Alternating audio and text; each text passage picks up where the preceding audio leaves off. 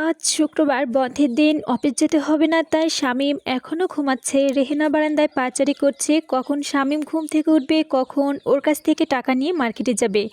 তাই অস্থির হয়ে মায়ের সামনে এসে বিরক্ত করে বলল, মা, 11টা তো বেজে যায়, তোমার ছোট ছেলে এখনও ঘুম থেকে ওঠেনি, উঠিয়ে দেবো কি? খোদেজা বেগম রান্নাঘরে কাজ করতে করতে বলল, না, ওকে এখন উঠাবি না, কালকে অনেক রাতে ঘুমিয়েছে ছেলেটা, দেখিস একবার ছেলেটার শরীর দিয়ে তাকিয়ে। বেচারার শরীরটার উপর অনেক খাটাখাটুনি যাচ্ছে। প্রতিদিনই সেই সকালবেলায় বের হয়, 11টা বাজে আসে, ঠিকমতো বিশ্রামও নিতে পারে না। আজ বন্ধের দিন, ঠিকমতো একটু বিশ্রাম নিক। রেহেনা আর কিছু বলতে পারল না, রান্নাঘর থেকে মুখ গোমড়া করে বেরিয়ে পড়ল। এমন সময় শামীমের ডাক পড়ল, ছোট্টি, ও ছোট্টি, এদিকে আয় তো বোন। রেহেনার মুখে হাসি ফুটে এলো। এক রকম দৌড়ের মতো শামীমের রুমে গিয়ে হাজির হয়ে বলল, ছোট ভাইয়া, আমাকে ডেকেছিস? হ্যাঁ, দেখ তো কয়টা বাজে। রেহেনা মুখে হাত দিয়ে বলে উঠল, ভাইয়া, 12টা বেজে গেল। শামীম ঘর মুড়িয়ে শোয়া থেকে উঠে বসে পড়ল। হাই, এ কি বললি তুই? 12টা বেজে গেল? আমার যে আবার। রেহেনা শামীমের কাণ্ডকারখানা দেখে হাসতে হাসতে ওর পেট দলা দলা হয়ে গেল। শামীম ওর দিকে তাকিয়ে আশ্চর্য হয়ে বলল, আমার এদিকে দেরি হয়ে গেল আর তুই হাসছিস? তোমার কাণ্ডকারখানা দেখে না হেসে পারি কি? এখনও 12টা বাজে নাই, সবেমাত্র 11টা বাজে। শামীম খাট থেকে নামতে নামতে বলল, দাঁড়া দাঁড়া, তোকে আজ।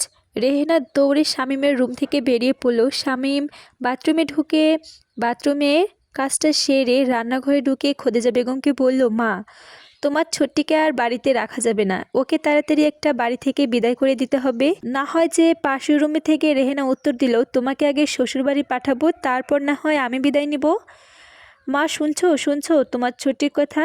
খদিজা বেগম মুচকে হাসতে হাসতে বলল, তোদের ঝগড়াঝাটি তোরা নিজেরাই মিটমাট কর, এর ভিতরে আমি কি বলবো। শামীম এ ব্যাপারে কিছু বলল না, কিছুক্ষণ চুপ থেকে বলল, কি যেন ভাবলো, তারপর প্রসঙ্গ বাদ দিয়ে বলল, মা, কি রান্না করেছো? তোমার জন্য চিংড়ি মাছের ভর্তা আর শুটকি মাছের ভর্তা করেছি। তাই নাকি? তাহলে তো মজা করে খাওয়া যাবে। কিন্তু কিন্তু কি আবার? না মানে, আমারে যে একটু বের হতে হবে।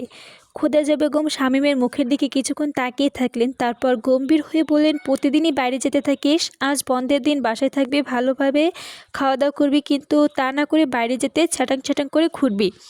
না, আজ বাইরে যাবি না। তাহলে যে মা, ওদিকে আমার। না, আজ বাসা থেকে বের হতে পারবি না।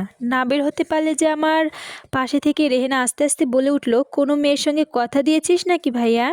এই, তুই চুপ কর। সত্যি করে বললে তো চুপ করবই, তবে ভাইয়া, যার সাথে করো আমাকে দেখিয়ে নিও। তোমার যত সব উদ্ভট উদ্ভট কথাবার্তা। আজকে হেসে কথাটা বলল শামীম। তুমি ধরা পড়ে গেছো ভাইয়া, তুমি ধরা পড়ে গেছো। যাই যাই করো, দেখে শুনে করো, যেন পরে পস্তাতে না হয়। ওরে বুড়ো, পাকনা পাকনা কথা। বকবকানি চুপ করুন। আমার তোয়ালেট আর ব্রাশটা দিন। যান আপনি, বাথরুমে দেওয়া আছে। শামীম রান্নাঘর থেকে বেরিয়ে পাশের রুমে গিয়ে রেহেনাকে আস্তে আস্তে বলল, এই গদ্ধব, মার সামনে কি আজেবাজে কথা বলিস? তোর কি লজ্জা শরম বলতে কিছু নেই? তাহলে কি সত্যি তুমি? হ্যাঁ, আমি। যে মেয়েটা কেমন? কি বলবো, দেখতে কেমন, তবে তোকে একদিন দেখাবো। সত্যি? হ্যাঁ, সত্যি। তোমাদের পরিচয় কবে থেকে? এই 5 বছর ধরে। কি বলেছো, এত বছর? আমরা একবারও জানতে পারলাম না। যাক, ওনার বাসা কোন জায়গায় বল দেখি। না, তা বলবো না। কেন বলবি না? বললে তুমি চুপচাপ দেখে আসবে, তাই না? না বাবা, না, শিয়ালের কাছে মুরগি বাগিয়ে দিতে চায় না, শেষে আমার আমও হারাবে, ছালাও হারাবে। আচ্ছা ঠিক আছে বাবা, তোমার ঠিকানা দেওয়ার দরকার নেই, কবে তুমি দেখাবে সেটা বলো। ভাইয়া, তোমার জন্য মেয়ে দেখছো মা? ভাইয়ার বিয়েটা ইনভাইট করবো ওকে, তখন দেখে নিস। এতদিন অপেক্ষা করব? অপেক্ষা কর লক্ষ্মী বোন আমার। এই কথা বলে শামীম বাথরুমে ঢুকে দরজাটা আটকে দিল। কিছুক্ষণ পর শামীম গোসল টোসল সেরে শার্ট প্যান্ট পরে ঘড়ির দিকে তাকিয়ে দেখতে পেল 12টা বাজে। তারপর তড়িঘড়ি করে মাকে ডেকে বলল, কী বা, খাবার দাও, আমার দেরি হয়ে যাচ্ছে। খদিজা বেগম ভাত তরকারি নিয়ে খাবার টেবিলে এসে বলল, কখন ফিরবি? এই ধরো রাত 8টার দিকে। এত দেরি করবি? কি কোনো কাজ আছে নাকি? না থাক। রেহেনা খাওয়ার টেবিল সামনে এসে বলল, ভাইয়া আমাকে টাকা দিবি না? শামীম আশ্চর্য হয়ে রেহেনার দিকে তাকিয়ে বলল, কিসের টাকা? কেন, তুই না বললে আজ আমাকে কাপড় কেনার টাকা দিবি? শামীম কিছুক্ষণ কি যেন ভাবলো, তারপর বলল, ও তাই তো, এই যে নে মানিব্যাগ, তোর যা লাগে নিয়ে নে। রেহেনা মানিব্যাগে হাত নিয়ে বলল, তুমি দাও। আরে না তো। আরে নে তো। রেহেনা মানিব্যাগে হাত দিয়ে গুনে 7টায় 100 টাকার নোট নিল এবং মানিব্যাগটা ফেরত দিল। শামীম মানিব্যাগে বাম হাত দিয়ে পকেটে ঢুকিয়ে খাওয়াটা শেষ করে মুখে হাত ধুয়ে মুখটা মুছতে মুছতে বলল, মা আমি এবার আসি। রেহেনা এক দৌড়ে রুমে ঢুকে সেন্টের বোতলটা নিয়ে এসে বলল, ভাইয়া সোজা হয়ে দাঁড়াও, সেন্টটা দিয়ে দেই। আরে সেন্ট লাগবে না। আরে বোকা, যাচ্ছিস তো ওনার কাছে, গায়ে একটু সুঘ্রাণ থাকলে ভালোভাবে একটা ভাব হবে। হায়রে আমার পাকনা এত কিছু জানে। এই কথাটা বলে রেহেনার গায়ে কিল তুলল।